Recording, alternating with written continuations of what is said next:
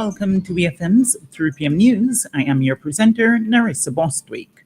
On the local scene, Corporal of Police number 192 Douglas Caesar of the Royal St. Vincent and the Grenadines Police Force attended a Junior Commander Course number 1 of 2025 at the Barbados Defence Force Base. The training course brought together various law enforcement and military participants from across the region, including Antigua and Barbuda Defence Force, Barbados Defence Force, Barbados Police Service, Barbados Prison Service, the Royal Grenada Police Force, and the Royal St. Vincent and the Grenadines Police Force to promote cross-functional collaboration and the shared understanding of modern command principles.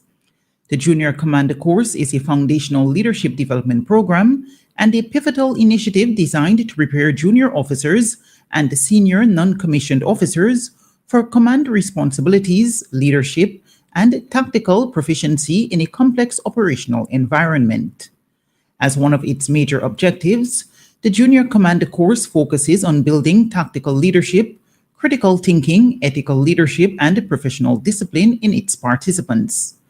The course emphasized military values such as courage, duty, discipline, honesty, integrity, loyalty, respect, selfless service, and professionalism.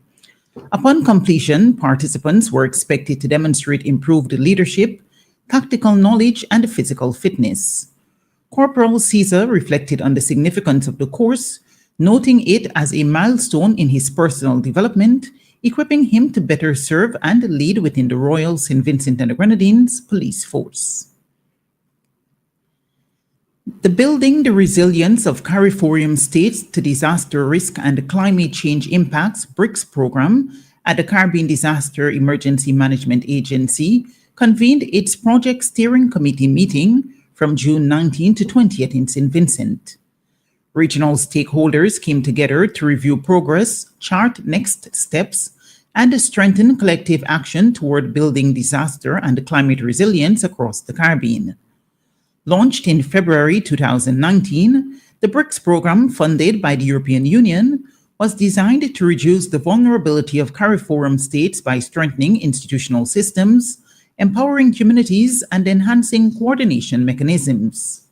Executive Director of CDEMA, Ms. Elizabeth Riley, shared that the program has been a constant force in the face of a series of unprecedented challenges, such as the COVID-19 pandemic and intensifying storm seasons. The project has seen several key achievements, from advanced comprehensive disaster management blueprints in 9 participating states to over 200 personnel across 10 CARIFORUM states trained in logistics, emergency coordination, and early warning systems. The impact in St. Vincent and the Grenadines has also been notable. Director of the National Emergency Management Organization, NEMO, Ms. Michelle Forbes, said for us, the BRICS initiative came at a crucial juncture. In the wake of the catastrophic eruption of La Soufrière in 2021, St. Vincent and the Grenadines faced not just the immediate challenges of recovery, but also the pressing need to rebuild safer and more resilient communities. The BRICS program has been instrumental in helping us make concrete strides towards that goal. On June 24th, police arrested and charged Maxwell James, an 80-year-old Mason of the USA and Chateaubelair, with the offense of assault bodily harm. The investigation revealed the accused assaulted a 55-year-old farmer of the same address by hitting her on the left side of her chest with a cutlass, causing bodily harm. The offense was committed in Chateaubelair on April 27, 2024. James is expected to appear before the Chateaubelair Magistrate Court to answer the charge. Meanwhile, on June 21st, police arrested and jointly charged Kishiba John, a 32-year-old resident of Vermont and Chauncey, and LaJohnzo Brown, a 31-year-old laborer of Chauncey, with the offenses of possession of an illegal firearm and ammunition. According to investigations, the accused men had in their possession one Glock 22 pistol, serial number unknown, without a license issued under the Firearms Act. They were also charged with having in their possession 8 rounds of .40 ammunition without a license issued under the said act. The offenses were committed in Chauncey on June 14th. The defendants are expected to appear before the Serious Offences Court to answer the charges. On to regional news. The Supreme Court of Jamaica has ordered that the state pay $120 million to George Williams, the man who spent 50 years in prison and 42 years without a review. The judgment was handed down by Judge Sonia Wintblair today. Williams is to receive $42 million for vindicatory damages and close to $79 million for compensatory damages. According to the Jamaica Observer, 5 years ago, Williams, who is now 76 years old, walked out of prison as a free man. When he was 20 years old, he was arrested and charged with the murder of a man in July 1970. He was declared unfit to plea, but was still held in prison. The Organization of American States, OAS, says Secretary General Albert Ramdin and the Ambassador of France to the Eastern Caribbean states, Barbados and OECS, Francis Etienne, on Wednesday signed an agreement to strengthen and promote French language education in the Eastern Caribbean. The OAS said the agreement was signed during a ceremony held on the margins of the OAS General Assembly in Antigua and Barbuda. According to the agreement, the organizations will collaborate to better integrate the use of French into public education policies in St. Lucia, Dominica, Barbados, Antigua and Barbuda, and St. Kitts and Nevis.